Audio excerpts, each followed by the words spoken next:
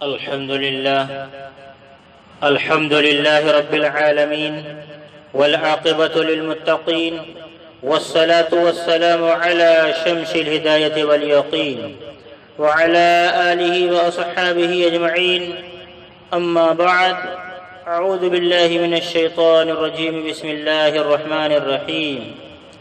يا أيها الذين آمنوا كتب عليكم الصيام كما كتب على الذين من قبلكم لعلكم تتقون. ترجمہ: اے ایمان والو، تم پر رمضان کے روزے فرض کیے گئے ہیں جیسا کہ تم سے پہلے لوگوں پر فرض کیے گئے تھے تاکہ تم پرہیزگار ہو جاؤ. یہ میرے محبوب حقیقی اللہ جل جلالہ کا فرمان روزے کی فرضیت کے بارے میں تھا.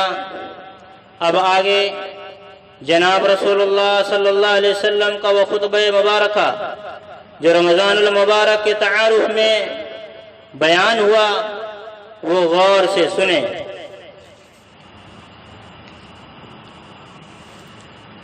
حضرت سیدنا سلمان فارسی رضی اللہ تعالیٰ عنہ فرماتے ہیں کہ شعبان کی آخری تاریخ کو نبی اکرم صلی اللہ علیہ وسلم منبر پر تشریف فرما ہوئے اور ارشاد فرمایا: اے لوگو، تم پر ایک عظیم اور مبارک مہینہ سایہ فگن ہونے والا ہے. ایسا مہینہ جس میں ایک ایسی رات شب قدر ہے جو 1000 مہینوں سے بڑھ کر ہے، یعنی اس ایک رات میں عبادت کا ثواب 1000 مہینوں کی عبادت سے زیادہ ملتا ہے. اللہ تعالیٰ نے اس مہینہ کے دنوں کا روزہ فرض اور راتوں کی عبادت نفل قرار دی ہے. جو شخص اس مہینہ میں ایک نیک عمل کے ذریعہ قرب خداوندی کا طالب ہو، وہ ایسا ہی ہے جیسے دیگر مہینہ میں فرض عمل کرے، یعنی نفل کا ثواب فرض کے درجہ تک پہنچ جاتا ہے. اور جو شخص کوئی فریضہ بجا لائے، وہ ایسا ہے جیسے دیگر مہینوں میں 70 فرض ادا کرے، یعنی رمضان میں ایک فرض کا ثواب 70 گنا ہو جاتا ہے. اے لوگو، یہ صبر کا مہینہ ہے اور صبر کا ثواب اور بدلہ جنت ہے.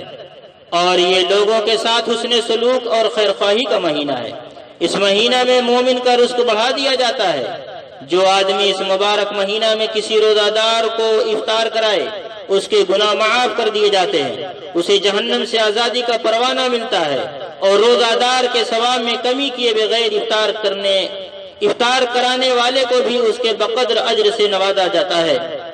یہ سن کر صحابہ رضی اللہ عنہم نے عرض کیا: اے اللہ کے رسول صلی اللہ علیہ وسلم، ہم میں سے ہر آدمی اپنے اندر اتنی وسعت نہیں پاتا کہ وہ دوسرے کو باقاعدہ افطار کرائے اور اس کے ثواب سے بہرہ یاب ہو. اس سوال پر رحمت عالم صلی اللہ علیہ وسلم نے اپنے جانثاروں کو ایسا جواب دیا جس سے ان کی مایوسی خوشیوں میں بدل گئی.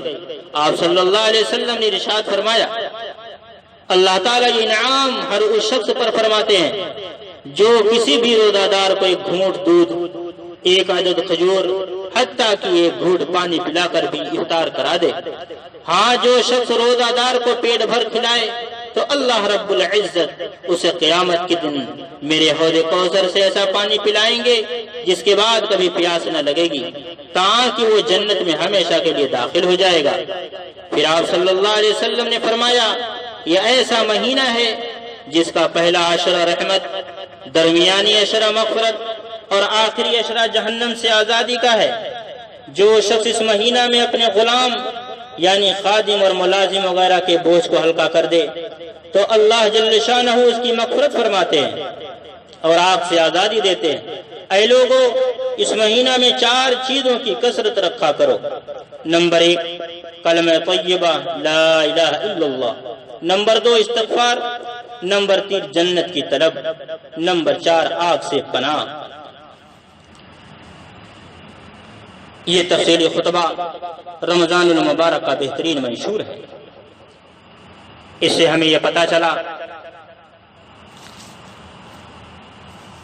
کہ یہ مہینہ، یہ مبارک مہینہ بڑے عظمتوں، برکتوں، رحمتوں والا مہینہ ہے.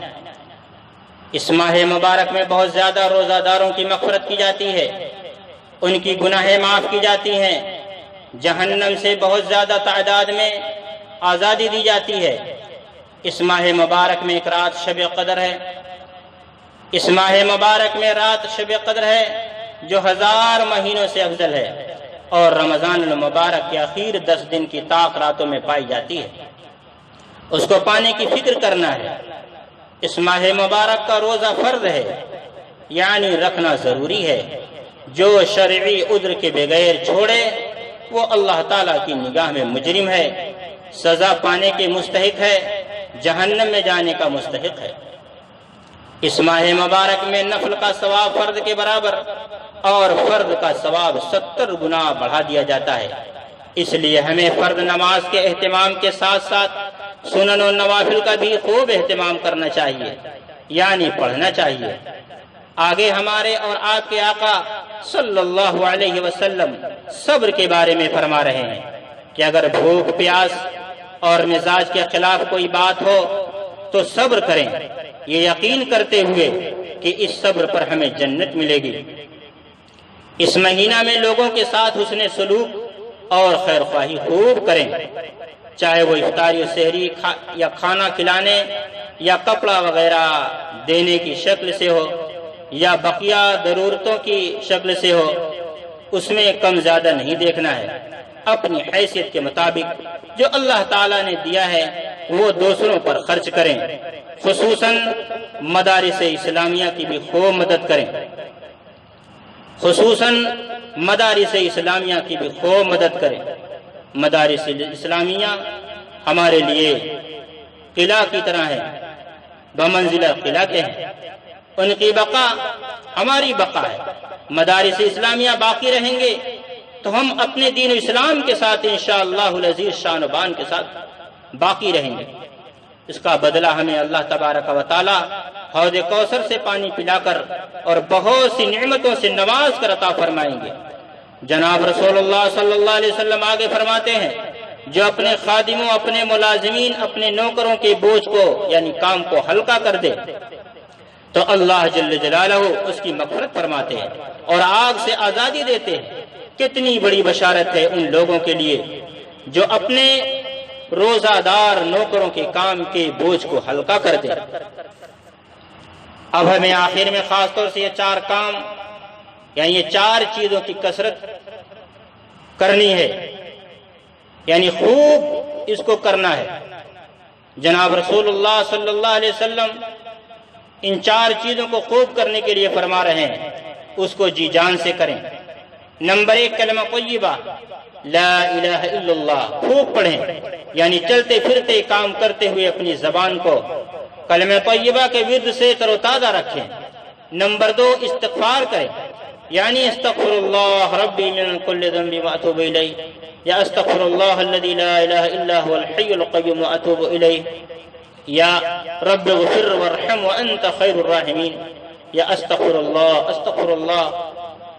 یا ہم اپنے اعتبار سے اللہ تبارک و تعالیٰ کے سامنے ندامت کے ساتھ گناہوں سے توبہ استغفار کریں۔ توبہ استغفار کے لیے ہمیں کام کرنا ہے، روزانہ تھوڑا سا وقت نکال کر دل و دماغ کو اللہ تبارک و تعالیٰ کی طرف متوجہ کر کے ندامت کے ساتھ، شرمندگی کے ساتھ اپنے اللہ سے یہ کہنا ہے کہ یا اللہ، جب سے ہم نے ہوش سنبھالا ہے، جب سے ہم بالغ ہوئے، جوان ہوئے ہیں، تب سے لے کر آج تک جو بھی گناہ کیے ہیں، آپ کے حکم کو توڑا، اس سے معافی مانگتے ہیں، توبہ کرتے ہیں، استغفار کرتے ہیں، میرے اللہ معاف فرما دیجیے۔ یہ کہتے ہوئے آنکھوں سے آنسو نکل آئے، رونے لگیں، انشاءاللہ العزیز وہ رحیم کریم آقا اللہ رب العالمین ہمارے تمام گناہوں کو تھوڑی دیر میں معاف فرما دیں گے۔ جب تک ہم اپنے گناہوں سے توبہ استغفار معافی نہیں مانگیں گے، حالات بدلنے والے نہیں ہیں۔ اللہ کی طرف متوجہ ہو جائیں، اپنے تمام جو بھی پچھلے گناہ ہیں سب سے توبہ استغفار کر لیں اور اللہ کی طرف ندامت کے آنسو بہا لیں، خدائے پاک کی قسم اللہ حالات بدل دیں گے۔ جو اللہ کے حق کو ضائع کیا اس سے معافی مانگیں، اور اسی طریقے سے جو بندوں کے حق کو ضائع کیا ہے، بندوں سے جا کر کے جس کا بھی حق دبایا ہے اس سے معافی مانگیں، اور اگر حق وہ معاف نہیں کرتا ہے تو اس کا حق ادا کرنے کی بھرپور کوشش کریں، اور جو ہماری نمازیں فرض چھوٹی ہیں ان کو ہم قضا کرنے کی کوشش کریں، زکوٰۃ جو چھوٹی ہے اس کو ادا کرنے کی کوشش کریں۔ ایک بات یاد رکھیں، کلمہ طیبہ اور استغفار کی کثرت یعنی ان دونوں کو زیادہ کرنے سے ہمارا دنیا اور دین دونوں کا بے انتہا فائدہ ہے، جس کو ہم بیان نہیں کر سکتے۔ نمبر 3، جنت کو خوب مانگیں، یعنی اپنے اللہ سے اپنا اصلی گھر جہاں ہمیں ہمیشہ ہمیش رہنا ہے، اس عیش و آرام کے گھر کو جہاں تکلیف کا کوئی نام و نشان ہی نہیں، نہ بیماری ہے، نہ کوئی غم، نہ بوڑھاپا ہے، نہ موت ہے، وہاں عیش ہی عیش ہے، ہمیشہ جوانی ہی جوانی ہے، ہماری ہر خواہش پوری کی جائے گی، جہاں محبوب حقیقی معبود حقیقی اللہ جل جلالہ کا دیدار کریں گے، اس جنت الفردوس کو خوب جی لگا کر مانگیں۔ اپنے محبوب حقیقی اللہ جل جلالہ سے خوب ندامت کے ساتھ ڈرتے ہوئے جہنم سے جو اللہ کے دشمنوں کا ٹھکانہ ہے، جو کفار و مشرکین کا منافقین کا ٹھکانہ ہے، اللہ کے دشمنوں کے لیے جیل ہے، جو اللہ کے حکموں کو پورا نہیں کرتے، نماز نہیں پڑھتے، روزہ نہیں رکھتے، حج اور زکوٰۃ ادا نہیں کرتے، جانوروں کی طرح منمانی زندگی گزارتے ہیں۔ یہ جہنم بڑی دشوار گزار گھاٹی ہے، بڑی خطرناک و وحشتناک جیل ہے، جس میں ہر قسم کے عذاب، خطرناک اور مودی جانور، سانپ، بچھو وغیرہ متعین ہے۔ پینے کے لیے جہنمیوں کو جب پینے کے لیے دیا جائے گا کھولتا ہوا پانی، لہو اور پیپ، کھانے کے لیے زقوم کا کانٹے دار پھل، اور جہنمیوں کو مارنے کے لیے ہتھوڑے، کنچیاں، آگ کا عذاب۔ ان چیزوں سے میرے بھائی میرے دوستو اسی دنیا میں اللہ تعالیٰ سے خوب رو رو کر کے، خاص طور سے اس رمضان المبارک کے بابرکت مہینے میں رو رو کر کے اللہ تبارک و تعالیٰ سے اس جہنم سے پناہ مانگے۔ میرے مولا میرے آقا اللہ جل جلالہ معاف فرماتے۔ میرے تمام اسلامی بھائیوں اور ماں اور بہنوں، اس مبارک مہینے میں دعاؤں کا خوب اہتمام کریں۔ تہجد میں سحری کے وقت،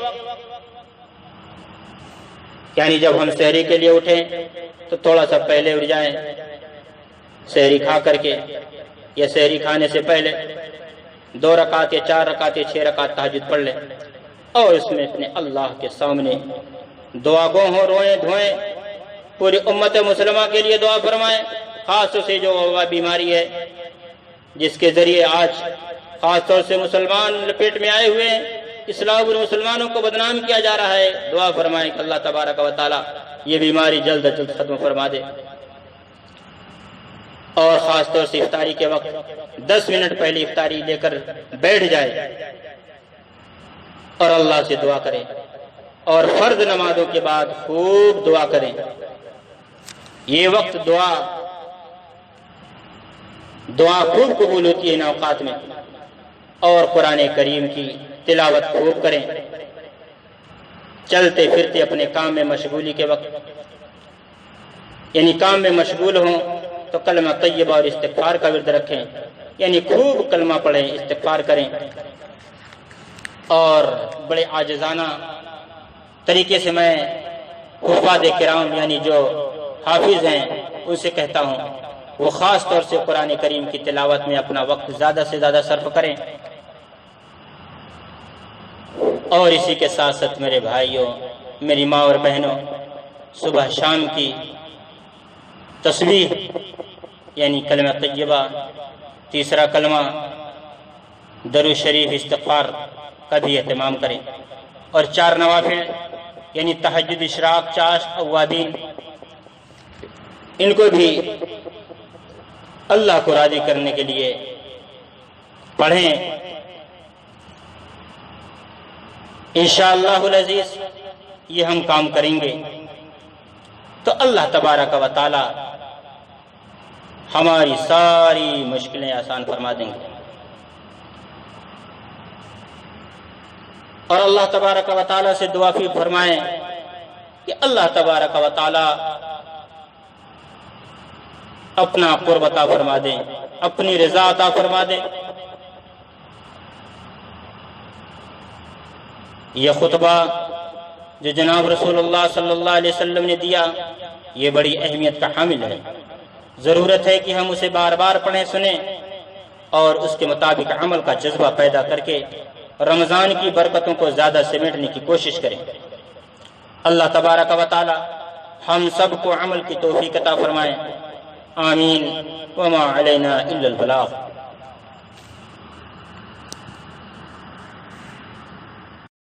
الحمد